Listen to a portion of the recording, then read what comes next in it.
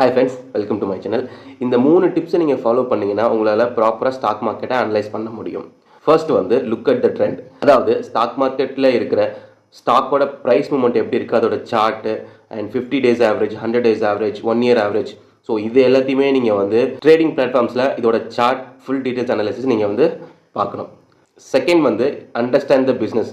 அதாவது அந்த particular business என்ன, அது என்ன பண்ணுறாங்க, அவங்களோட பேக்ரவுண்ட் என்ன, அவங்களோட பிஇ ரேஷியோ, அந்த செக்டரோட பிஇ ரேஷியோ, அப்புறம் க்ரோத் ரேட்டு, அப்புறமா அது மட்டும் இல்லாமல் கடன் எவ்வளோ இருக்குது, அவங்களோட இயர்லி ப்ராஃபிட் எவ்வளோ, பிஸ்னஸ் பற்றின விஷயத்தை நீங்கள் தெரிஞ்சு வச்சுருக்கணும். தேர்ட் வந்து track news and global events. அதாவது எவ்ரி குவார்ட்டர் வந்து குவார்ட்டர் ரிசல்ட் வரும். அது மட்டும் இல்லாமல் பிக் அனௌன்ஸ்மெண்ட் இருக்கும் அண்ட் ஆர்பிஐயோட பாலிசி ஏதாவது சேஞ்சஸ் இருக்கும்.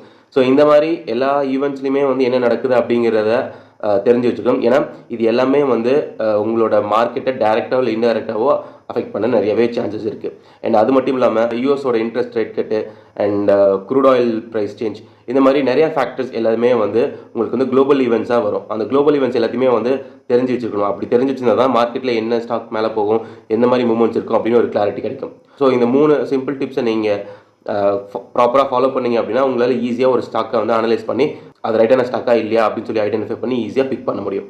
Hope you like this. Bye friends.